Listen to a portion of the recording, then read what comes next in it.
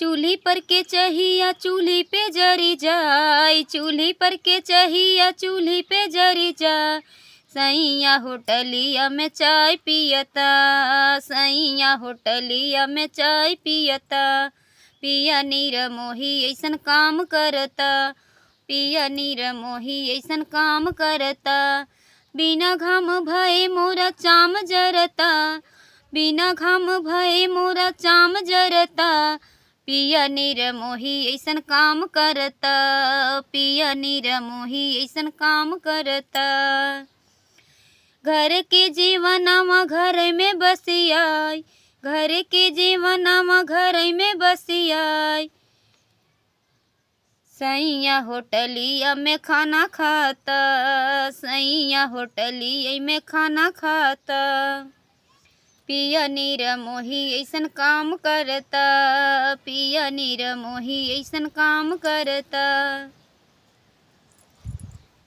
घर के जीवनमा घर में बसियाय, मोर सैया होटल में खाना खाता, मोर सैया होटल में खाना खाता। पिया नीर मोही ऐसन काम करता, पिया नीर मोही ऐसन काम करता। घर के गेड़ुआ घर में छलकाय, घर के गेड़ुआ घर में छलकाय। मोर सैया बोतल में पानी पियता, मोर सैया बोतल में पानी पियता। पिया नीर मोही ऐसन काम करता, पिया नीर मोही ऐसन काम करता। बिना घाम भये मोरा चाम जरता, बिना घाम भये मोरा चाम जरता। पिया नीर मोही ऐसन काम करता, पिया नीर मोही ऐसन काम करता।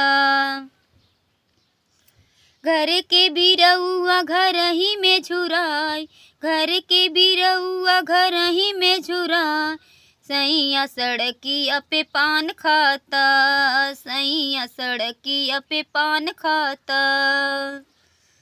पिया नीर मोही ऐसन काम करता, पिया नीर मोही ऐसन काम करता।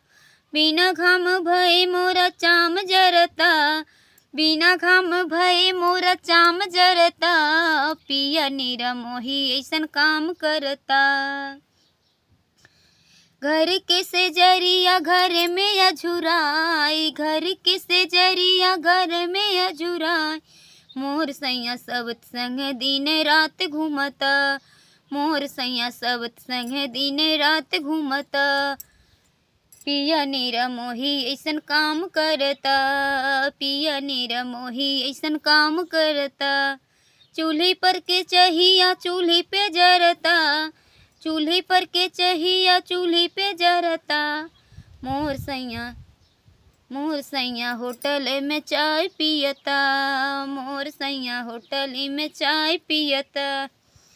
तो बहुत ही प्यारा गीत, देहाती नाच गीत और अवधी गीत आप लोग सुनिए और कमेंट में ज़रूर बताएं कैसा लगा। अगर हमारा गीत अच्छा लगा है तो कमेंट करके ज़रूर बताइएगा भैया लोग और दीदी लोग। आप लोग हमारे चैनल को सब्सक्राइब करें और हम भी आप लोग के चैनल को सब्सक्राइब करते हैं। और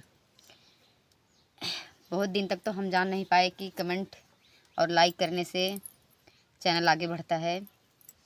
फिर हमें धीरे धीरे चलाते चलाते हमारे पति देव बताए और हम सभी के चैनल जो भी अश्लीलता नहीं रहता है, जिसमें अच्छाई रहती है, संस्कार रहते हैं, सभी गीत को मैं सब्सक्राइब करती हूँ और आप सबके गीतों पर लाइक करती हूँ, फॉलो करती हूँ। आप लोग भी हमारा सपोर्ट करें प्लीज़। ये सुमन निषाद का विनती है, आप लोगों से हाथ जोड़कर निवेदन है कि आप लोग भी मुझे आगे बढ़ाएं। आप सबके उम्मीद से आप लोग ही हमारे सब कुछ हैं।